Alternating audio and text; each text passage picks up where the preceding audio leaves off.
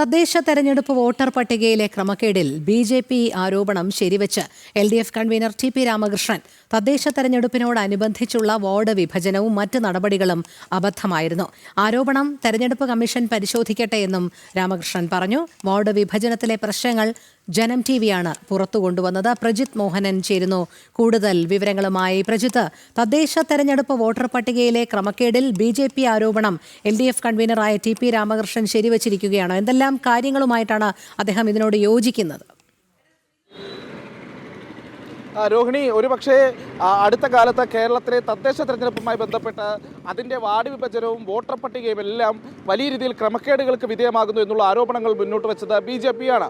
നേരത്തെ തദ്ദേശ വാർഡ് വിഭജനവുമായി ബന്ധപ്പെട്ട് വാർഡ് വിഭജനത്തിലെ ക്രമക്കേടുകൾ, പോരായ്മകൾ, വീഴ്ചകൾ എന്നിവയൊക്കെ പുറത്തു കൊണ്ടുവന്നത് ജനം ടി.വിയാണ്.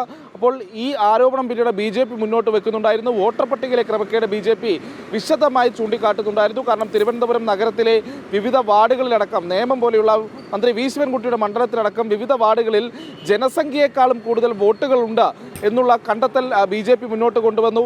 അതിൽ ആ ആരോപണം ബി.ജെ.പി. മുന്നോട്ട് വെച്ചു. അതിൽ ഇതുവരെ സംസ്ഥാന തെരഞ്ഞെടുപ്പ് കമ്മീഷനോ സംസ്ഥാന സർക്കാരോ കൃത്യമായൊരു മറുപടി പോലും പറയാൻ തയ്യാറായിട്ടില്ല, അല്ലെങ്കിൽ അത്തരം ഒരു വ്യക്തത തരാൻ പോലും നൽകിയിട്ടില്ല. അപ്പോഴാണ് ഈ തദ്ദേശ തെരഞ്ഞെടുപ്പുമായി ബന്ധപ്പെട്ട് അതിൻ്റെ നടപടിക്രമങ്ങളിൽ സംസ്ഥാന തെരഞ്ഞെടുപ്പ് കമ്മീഷൻ ഉണ്ടാക്കുന്ന വീഴ്ചകൾ അത് കൃത്യമായി സംസ്ഥാനത്തെ എൽ.ഡി.എഫിൻ്റെ കൺവീനർ തന്നെ, ഇടതുമുന്നണിയുടെ കൺവീനർ തന്നെ വ്യക്തമായി വിളിച്ചു പറഞ്ഞിരിക്കുന്നത്.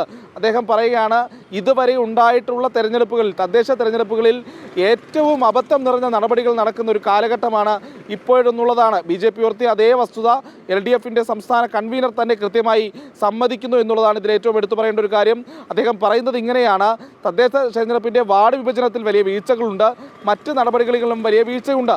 ഈ മറ്റ് നടപടികൾ എന്നുള്ളത്, വാർഡ് വിഭജനം കഴിഞ്ഞാൽ അടുത്ത നടപടി എന്നുള്ളത് അത് വോട്ടർ പട്ടിക തയ്യാറാക്കലാണ്. അപ്പോൾ ആ വോട്ടർ പട്ടികയിലെ ക്രമക്കേടുകളും പറയാതെ തന്നെ അദ്ദേഹം പറയുന്നുണ്ട്. വാർഡ് വിഭജനത്തിലെ പോരായ്മകൾ അദ്ദേഹം തുറന്ന് സമ്മതിക്കുന്നു. വോട്ടർ പട്ടികയിലെ പോരായ്മകൾ പറയാതെ തന്നെ മറ്റ് നടപടികൾ എന്ന പേരിൽ അദ്ദേഹം സമ്മതിക്കുന്നു. അങ്ങനെ ബി.ജെ.പി. ഉയർത്തിവിട്ടൊരു ആരോപണം അത് കൃത്യമായി തുറന്ന് സമ്മതിക്കുന്ന ഒരു സാഹചര്യത്തിലേക്കാണ് സംസ്ഥാനത്തെ എൽ.ഡി.എഫിൻ്റെ കൺവീനർ പോയിരിക്കുന്നത് എന്നുള്ളതാണ്.